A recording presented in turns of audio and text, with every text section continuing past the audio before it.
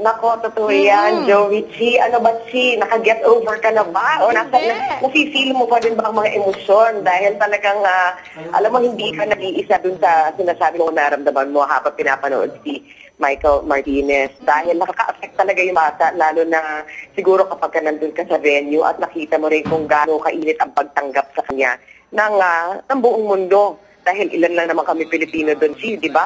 Siguro mabibilang mo sa dalawang kamay, pero ang dagundong yung crowd pagkatapos niya sumayaw, nakakatuwa talaga. At ang pinakamaganda naramdaman ni Michael yon. Simula pa lang, alam naman niya, hindi naman talaga siya umaasa na mag-medal. Nakita natin ang slate dito, nakita natin ang agwat ng mga scores at ang agwat na ng level of difficulty ng mga programa ng mga nagme-medal na, no?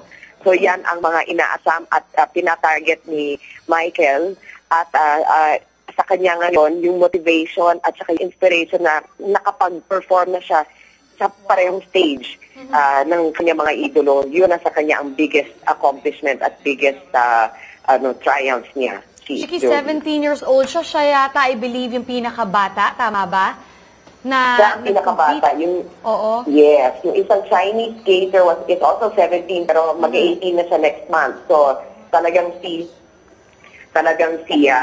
Michael ang pinaka-baby sa kanila. Siya ang pinakabata at kailangan din natin bagyatin yung pagka-fast track ng kanyang pag-angat at pagdating dito sa Olympics.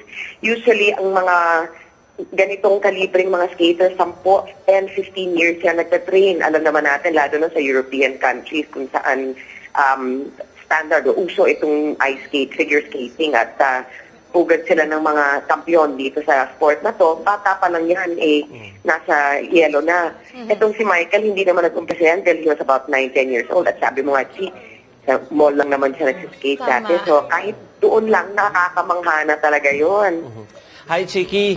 Si Jovi, Chiki. Hi, Jovi. Hi, alam ko kahapon pagkatapos nung kanyang performance, ay nagkaroon ka ng pagkakataon na ma-ambush interview siya. Pero naramdaman din namin doon sa live coverage na parang maraming sumisigit na ibang mga press people from all over the world. Hindi lang kayo, no? So talaga bang merong ganong interest dito sa ating kababayan na si Michael or si MCM, tawag namin sa kanya dito?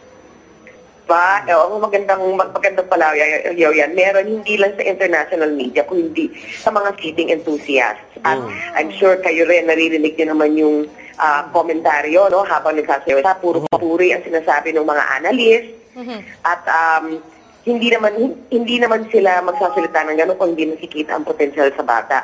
At saka talaga namang very observable, hindi pa Chi at Jovi, yung kanyang yung resemblance niya kina Hanyu at kaya Patrick Chan, yung mga nanalo. Kasi yung mga korte ng katawan nila, yung haba ng kanilang mga legs at saka yung mga arms, yung tayo nila, yung galaw, iisa. Kaya, at itong maganda, alam mo, kinilabutan ako, Chi, pagtapak ni Hanyu, yung alam natin naman na mag-gold dahil lamang siya, di ba siya yung break ng record sa short program na kumiscore ng mahigit 100 points. Plus, So alam na rin ang lahat, siya talaga, he is the one to watch. Pagtapak sa ring, tugtog ang music, Romeo and Juliet, hindi ba yun ang music ni Michael the night before? So sabi ko, ano ba ito? Sign ba ito? Na yun din, doon din papunta si Michael.